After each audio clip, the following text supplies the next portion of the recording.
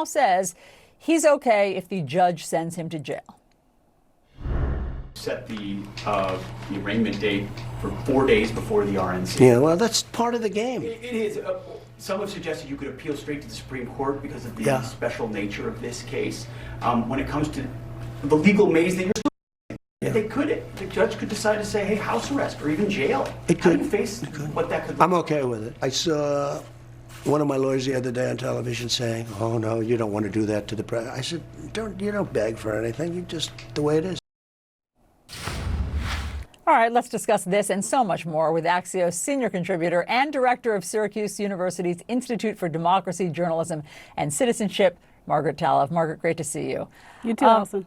So, Margaret, neither you nor I are judges, sadly, but it's hard to see how a former president is sentenced to jail for falsifying business records. Do you agree? I do, and I think that's the conventional wisdom, and I think that Donald Trump and his team probably see that too. I know there's been a tremendous amount of speculation over the weekend with people saying maybe he will actually. We're going to find out soon enough. But either way, you can count on this. What you heard him say in this Fox interview is something that he's saying because he believes it will help his purposes politically. He believes that a message like that will resonate with his base, with his supporters, and will, juice turnout heading into this election year. So he also said that at the certain point, it was sort of the argument like, well, I'm fine with it, but the public may not be. He said at a certain point, there's a breaking point. And I think there is quite a fair amount of concern about what that means. Does it presage an actual effort on his part or his campaign's part to make people angry about it? Or is he just saying he doesn't think his supporters will stand for it? Is it a dog whistle to violence, or is it not intended that way at all, but could it have that consequence? Well, we can certainly understand why people would be concerned about that, because we've seen the history of how Donald Trump supporters hear the things that he says and how it does drive them to violent uprisings. In the meantime, let's talk about something else truly astonishing. The Republicans, like former Trump opponent Nikki Haley, who, only recently, until recently, was running against him, who said that she believed Americans would never support or vote for a convicted felon. She's now saying that she will vote for him. What is that, Margaret? I mean, largely the party is circling their wagons around their soon-to-be nominee. And as you know, his nomination date is set for 4 days after his current sentencing date. We saw New Hampshire Governor Chris Sununu, a very close Haley supporter and often critic of Trump, who's been very much modulating, as Nikki Haley has modulated his point of view. Larry Hogan right now really is the Republican outlier, and he's pretty lonely out there on the front lines as a Senate candidate, telling people they should respect the actions of the jury. Here's Governor Chris Sununu on CNN this morning.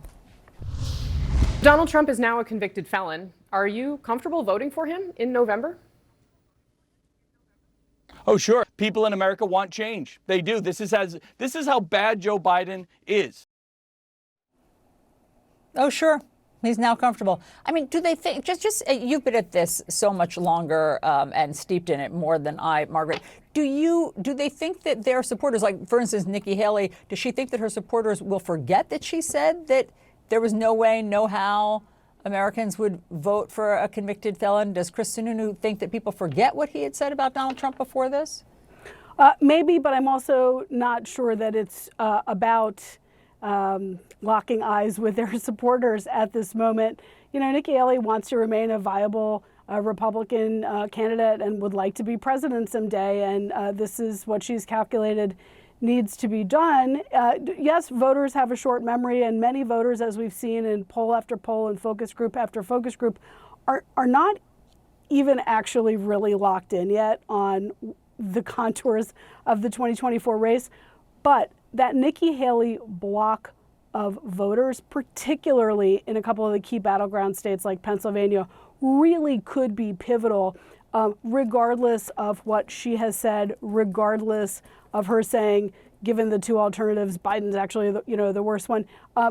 Nikki Haley voters wouldn't have been Nikki Haley voters if they felt that way. And so this remains one of the most interesting and potentially pivotal blocks of the electorate, even though she's sort of come around and I guess endorsed Donald Trump now at this point.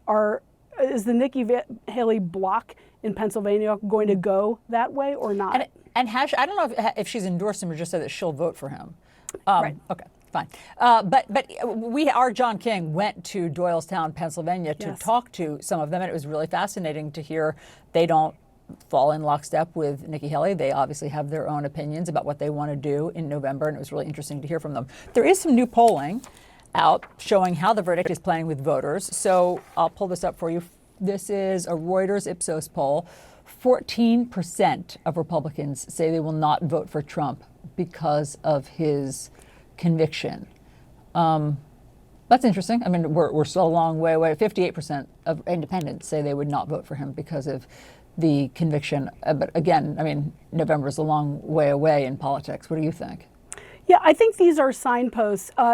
As you know, but just to remind viewers, national polls do not tell us what is going to happen in individual states. The Electoral College is different than the popular vote, and what somebody says in the first week of June may have no bearing on how they feel in November. But with all those caveats, if this race were to be a 1 or 2 percentage point race in key states, and if 14% of Republicans who might have voted for Donald Trump before would now not, obviously that could be determinative. So it's not going to change the way most of the base feels. We've already seen that. But again, if it's a close race, that sort of sentiment, and these are not necessarily voters who will then go vote for Joe Biden, but if they don't vote for Donald Trump, that alone could be determinative in a close race. So this really does bear watching. Margaret Talev, always great to talk to you. Thanks for being here.